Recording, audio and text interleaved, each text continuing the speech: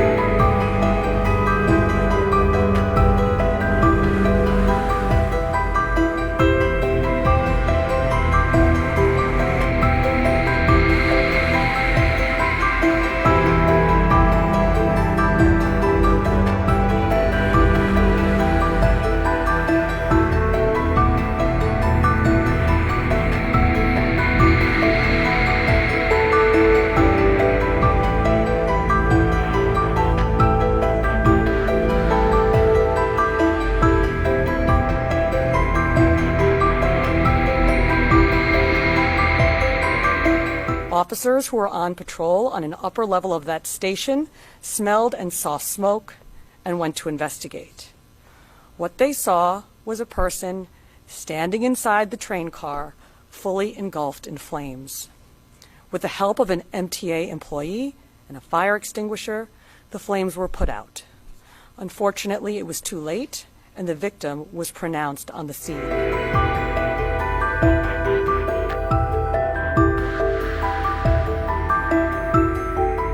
Initially, we intended to use this press conference to ask for the public's help in identifying and locating someone who we believe carried out one of the most depraved crimes one person could possibly commit against another human being. And it took the life of an innocent New Yorker. But at this hour, I am pleased to announce that a short time ago, alert NYPD transit officers took a person of interest into custody. I want you to know that this apprehension was another in what has become a series of joint efforts involving different crimes between the police and the public we serve.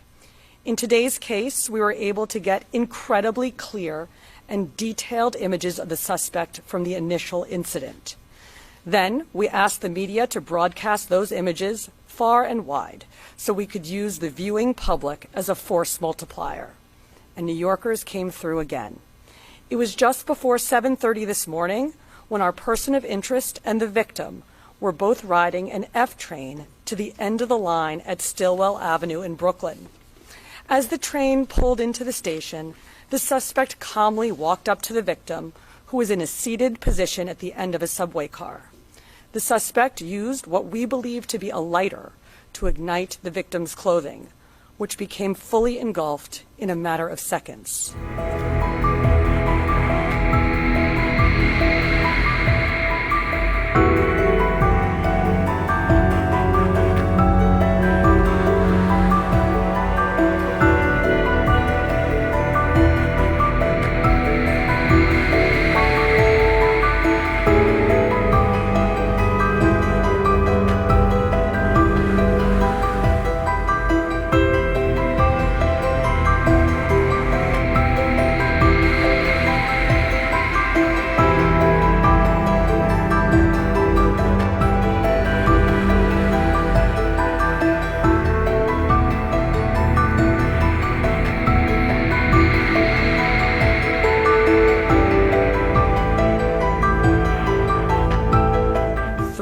high school-aged New Yorkers called 911 to say that they recognized the suspect. Other transit officers responded to that 911 call and also spotted the man wearing the same gray hoodie, distinct wool hat, paint-splattered pants, and tan boots, already on another moving train.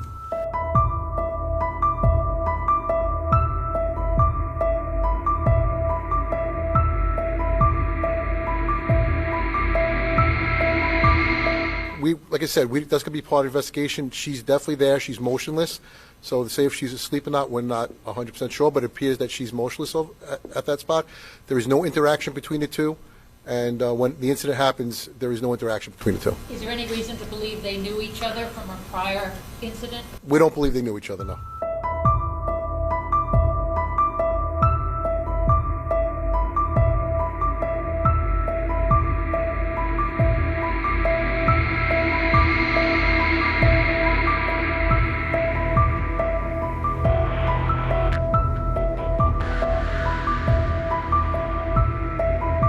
We're going to protect the rights of immigrants in the city that are hardworking, giving back to the city in a real way.